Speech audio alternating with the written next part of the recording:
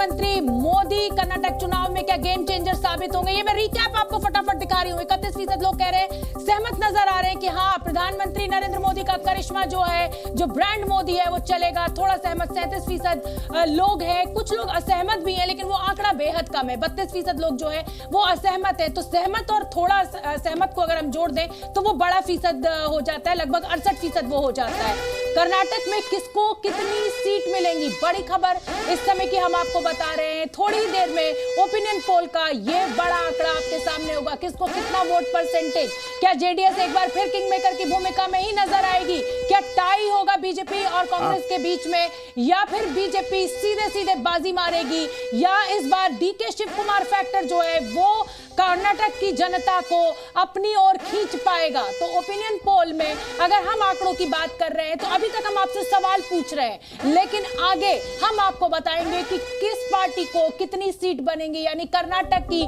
मुख्यमंत्री की कुर्सी कौन हथियाएगा। सीएम के रूप में सबसे बेहतर कार्यकाल किसका रहा, यह आंकड़ा भी रिकैप के जरिए हम फटाफट आपको दिखा देते हैं। सिद्धारमैया 23%, बीएस येदियुरप्पा 23% लोग कह रहे हैं। और अगर हम मुंबई की बात करें तो 17% लोग, यानी यहां भी येदियुरप्पा ही बाजी मारते हुए मुंबई से दिखाई दे रहे हैं। एचडी कुमारस्वामी, जो मैं कह रही हूं कि क्या जेडीएस इस बार फिर किंग मेकर की भूमिका में आएगी, वो 14% का आंकड़ा है। अन्य कहने वाले, यानी सबसे बेहतर कार्यकाल मुख्यमंत्री के रूप में किसका रहा, वो 23%। देखिए दीपक, हमने ये रिकैप दिखा दिया है, लेकिन जो जी न्यूज का दर्शक है उसको इंतजार उस फाइनल आंकड़े का है कि आखिर कर्नाटक में किसकी सरकार बनने जा रही है। और हमारी चर्चा भी इसी पर आगे बढ़ रही है दीपक, और हमारी चर्चा इस पर आगे बढ़ेगी। हम आपको ये भी बताएंगे, देखिए आपने तमाम हमारे जो ओपिनियन पोल थे उसके सवाल सुने, उसके जवाब भी देखे, परसेंटेज भी दिखा। कुछ झुकाव तो आपको अभी तक समझ आ गया होगा कि जिस तरफ पब्लिक जा रही है, कर्नाटक में किसको कितनी सीट।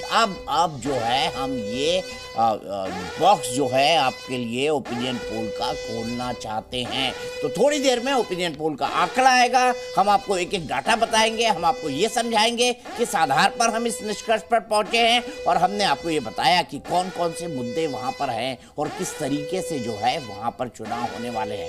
सबसे बड़ा मुद्दा, बीजेपी ने जो बड़ा कार्ड खेला है वो मुसलमानों ओबीसी आरक्षण को खत्म करके वोकालिंगा और लिंगायत समुदाय को दे दिया है, एक सबसे बड़ा। दूसरा, राहुल गांधी की सदस्यता चली गई है, तो उनको शहीद साबित करने के लिए, उनको सिंपैथी वोट मिल जाए, इसलिए कोलार से उनकी रैली की शुरुआत की जा रही है। तो ये दो बड़े डेवलपमेंट है कर्नाटक के संदर्भ में। बिल्कुल, तो लगातार वो रिकैप भी हम आपको दिखा रहे हैं। और जैसा कि दीपक कह रहे हैं कि ये जो नतीजे हैं ये बहुत ही निर्णायक होंगे। मनोज, आपका मैं रुख करना चाहूंगी, और मैं इसलिए रुख कर रही हूं कि देखिए लोकसभा चुनाव की भी उल्टी गिनती अब शुरू हो चुकी है। जो नॉर्थ ईस्ट स्टेट है उनका नतीजा हमने देख लिया, गुजरात में किस तरीके से बड़ा प्रदर्शन बीजेपी ने किया वो भी हमने देख लिया। लेकिन यहां पर लड़ाई जो है वो एक्सपर्ट्स का ये कहना है कि टक्कर की रहेगी, यानी कांग्रेस जो है वो एक तरफा ऐसा नहीं है कि जीत परस्पर बीजेपी को दे देगी। इसको आप कैसे देख रहे हैं? नहीं, 100% जो आप कर रही हैं सुमना, एकदम सही कर रही हैं। कांग्रेस, मैंने क्या बोला है कि कांग्रेस ने अपने 117 कैंडिडेट का ऑलरेडी उसने अनाउंस कर दिया है, और किसी तरह का अभी किसी भी सीट पे विरोध का स्वर नहीं सुनने को मिला है।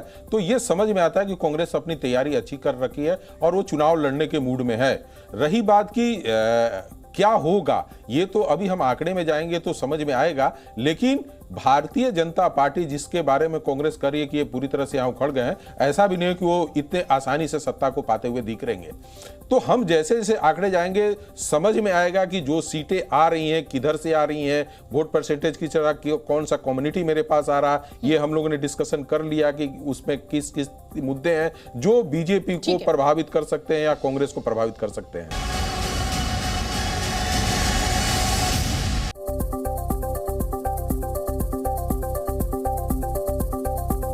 तो अब की बार किसकी सरकार, हम तैयार हैं। अब आंकड़ों के साथ हम वो पिटारा खोलने वाले हैं जिसमें ओपिनियन पोल के आंकड़े हैं। सबसे पहले देखते हैं कर्नाटक में किसको कितनी सीटें। थोड़ी देर में ओपिनियन पोल का आंकड़ा आएगा। सबसे पहले हमने आपको बताया, थोड़ा सा बैकग्राउंड में आप वही 2% का फर्क दिखाई दे रहा है दीपक इस बार भी, जो 2018 में था। जी हाँ, और अगर इसको माना जाए, इसको आधार माना जाए और इसके आधार पर कैलकुलेट किया जाए तो 2% की एज कांग्रेस को हमारे इस ओपिनियन पोल के अंदर मिलती दिखाई दे रही है। क्या सीटों में कन्वर्ट होती है? 2% की एज है मनोज जी। कभी भी हम वोट परसेंटेज को सीट में हम नहीं उसको लेकर आना चाहिए। ना फिर मैं रुक जाऊं क्योंकि अभी देखिए ग्राफिक शुरू हो चुके हैं, बता दीजिए, पढ़ दीजिए। बिल्कुल, और सीटों का ही तो इंतजार है क्योंकि वही तो निर्णायक होती है। बीजेपी को 96 से 106 सीटें मिलने का अनुमान है, कांग्रेस को 88 से 98 सीटें मिल सकती है, जेडीएस को 23 से 33 सीटों का अनुमान, अन्य के खाते में 2 से 7। लेकिन कुल मिलाकर दीपक इस आंकड़े में दिखाई दे रहा है कि जेडीएस एक बार फिर किंग मेकर की भूमिका में ही होगी। और कुछ लोग ये कह रहे थे कि जेडीएस क्या अपना अस्तित्व बनाने के लिए चुनाव लड़ रही है। कम से कम ओपिनियन पोल तो ये कहता है कि नहीं, उसका अस्तित्व भी बरकरार है, उसके वोट्स भी बरकरार हैं और अभी भी कुछ इलाके ऐसे हैं जहां पर जेडीएस जो है असर करती है। अब देखते हैं कर्नाटक में किस पार्टी को कितनी सीटें, हमने बता दिया। एक बार फिर से रिकैप कर दें, बीजेपी को 96 से 106 लेकिन पूर्ण बहुमत नहीं, कांग्रेस 88 से 98, जेडीएस 23 से 33 और अदर्स 2 से 7। यहां पर यह बता दूं कि 2% वोट कांग्रेस को ज्यादा मिल रहे हैं लेकिन सीटें बीजेपी की ज्यादा आ रही हैं। ऐसा क्यों मनोज जी, आप समझाइए। होता क्या है कि यदि हम पूरे कर्नाटका का देख ले तो कांग्रेस का जहां भी बेस है वहां पे उनके जो कैंडिडेट है वो काफी कंफर्टेबल है, जिसे 60 सीटों की बात करें तो, और उनके वोट ज्यादा आएंगे बीजेपी का निस्बत। सारे जब वोटों का कैलकुलेशन एक बार आता है, सब जुड़ता है, तो वोट परसेंट हर बार देखेंगे 3 चुनाव से यही हो रहा है कि कांग्रेस हमेशा वोट ज्यादा लाती है, सीट ज्यादा नहीं ला पा रही है बीजेपी के साथ।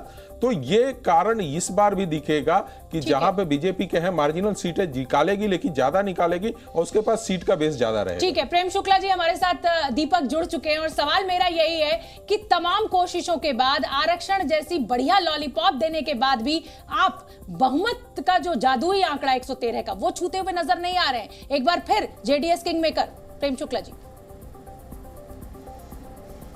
शोभना जी, आपका जी न्यूज में स्वागत है। साथ ही साथ जो ओपिनियन पोल का विज्ञान है उसको भी मैं प्रणाम करता हूं।